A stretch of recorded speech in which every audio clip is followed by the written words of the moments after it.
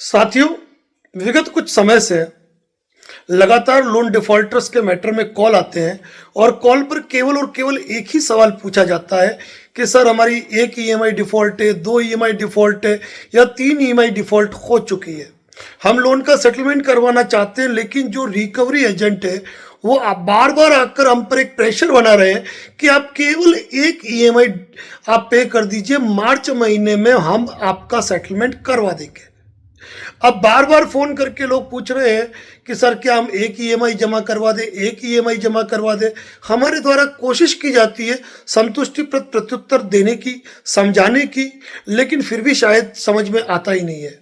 इस कारण आज उन तमाम लोगों को जिनको इस प्रकार के कॉल्स आ रहे हैं उनको हम अपडेट करना चाहेंगे कि यदि आपको कोई इस प्रकार का कॉल आ रहा है कि आपके दो या तीन ईएमआई आपकी डिफ़ॉल्ट हो चुकी है और आप केवल सिंगल वन ईएमआई पे करें, तो मैं आपको बता दूं कि जब आप एक ईएमआई पे करेंगे तो आपका लोन एनपीए की कैटेगरी से वैसे ही बाहर निकल गया।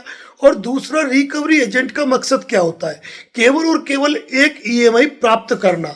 अगर आप ये चाहते हो कि एक ईएमआई जमा कराने से वो मार्च में आपको सेटलमेंट ऑफर या सेटलमेंट लेटर ला के दे देंगे, तो आप केवल और केवल ये समझ लीजिए कि अपनी मन को तसल्ली दे रहे हैं। यदि ऐसे मैटर में कोई रिकवरी एजेंट आपसे ये कहता है कि आप एक ईएमआई जमा करवा दीजिए, मार्च का सेटलमेंट आपका 10% में, 15% में या 20% में करवा देंगे, तो आप उनसे कहिए कि आपका जो नज़दीकी ऑफिस है एनबीएफसी कंपनी का, वहाँ जाइए, मेरे नाम, मेरे लोन अकाउंट नंबर से एक लेटर जारी करवाइए और ये लिखवाइए कि मैं एक ईएमआई पे करता हूँ, तो मार्च महीने में इस तारीख तक मेरा लोन अमाउंट 10%, 15%, 20% जो भी वो कह रहे हैं इतने में सेटलमेंट करवा देंगे।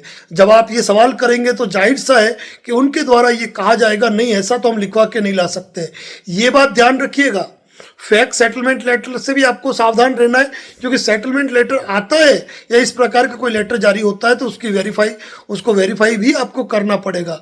और कोई रिकवरी एजेंट ये कहता है कि मैं लिख के देता हूँ, मैं साइन करके देता हूँ, तो उसकी कोई भी वर्थ नहीं है। याद रखिए, जो भी लोन देने वाली एनबीएफसी कंपनियां, रिकवरी एजेंट उनका एक अलग हिस्सा है, सेल्स उनका एक अलग डिपार्टमेंट है और लीगल उनका एक अलग डिपार्टमेंट है। यदि आपको आर्बिट्रेशन का नोटिस आया है, उसके बावजूद भी कोई आपसे ये कहता है कि भाई आप सिंगल वन ईएमआई पे कर दो, आपका आर्बिट्रेशन रुक जाएगा, तो आप इस बहकावे में भी आपको नहीं आना है। यदि लोन डिफॉल्ट हुआ है, आर्बिट्रेशन की प्रक्रिया हुई है, तो यार रिकवरी एजेंट का रोल अपने आप खत्म हो जाता है, क्योंकि जब मैटर लिटिगेशन में चला गया तो कोई कंडीशन नहीं है कि रिकवरी एजेंट आपके पास आए। ये महत्वपूर्ण जानकारी है। इसी प्रकार के लीगल अपडेट के लिए advocate Narendra Joshi and associate पर बने रहे।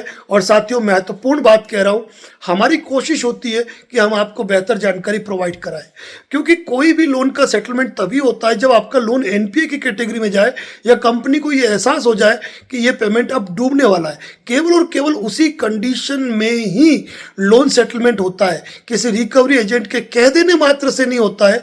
किसी भी लोन का सेटलमेंट लेटर ही आपको तब मिलता है जब कंपनी आपके ऊपर सेक्शन 25 भी ट्राई कर ले, आपके ऊपर रिकवरी एजेंट भी ट्राई कर ले, रिकवरी कॉल भी हो जाए और आर्बिट्रेशन की प्रोसीडिंग भी हो जाए। और ध्यान ये रखिएगा, केवल कहने मात्र से लोन का सेटलमेंट नहीं होता है।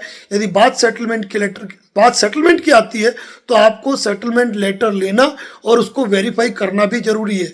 और जो लेटर ऑफ सेटलमेंट आपको मिलता है, उसकी टर्म एंड कंडीशन क्या है, उसकी डेट क्या है, उस पर भी आपको गौर करना जरूरी है। बेहतरीन जानकारी के लिए, यूनिक जानकारी के लिए बने रहे एडवोकेट नरेंद्र जोशी को। और उम्मीद करता हूं कि जो लगातार लोग मुझे फ़ोन कर रहे थे कि सर रिकवरी एजेंट प्रेशर डाल रहे, केवल एक ईएमआई जमा करवा दो, हम आपके लोन का सेटलमेंट करवा देंगे, मार्च में करवा देंगे, तो जाहिर सी बात है, अगर लोन का सेटलमेंट करवाना है तो आज ही लेटर ले आओ। लेकिन नहीं, कारण ये है कि उनको केवल उनका टारगेट जो 95 to 97% है वो कवर करना है, और उस कवर करने के लिए वो किसी भी कंडीशन में झूठ बोल सकते हैं। साथ ही एक बात और बता दूं कि आप मैक्सिमम देख रहे हैं कि आपने पैसा जमा नहीं करवाया, फिर भी आपके अकाउंट में पेमेंट जमा हो रहा है, तो कौन कर रहा है ये? केवल और केवल रिकवरी एजेंट जो टारगेट तक पहुंच चुके होते हैं और थोड़े टारगेट से दूर होते हैं, वो आपके अकाउंट में ये ट्रांजैक्शन करते हैं, और ये ट्रांजैक्शन भी इलीगल ट्रांजैक्शन की डेफिनेशन में आएगा। यदि इस प्रकार का इलीगल ट्रांजैक्शन कोई करके आपके अकाउंट में करता है, तो आप कंपनी की मेल आईडी पर भी मेल डालिए कि मैंने कोई ईएमआई जमा नहीं करवाई है, मेरे अकाउंट में ये पेमेंट किसने ट्रांजैक्शन किया है, इलीगल ट्रांजैक्शन किया किसने किया है, इसका मुझे अपडेट दे। साथियों, इस प्रकार के लीगल अपडेट के लिए बने रहे advocate Narendra Joshi social media platform पे। Thank you so much.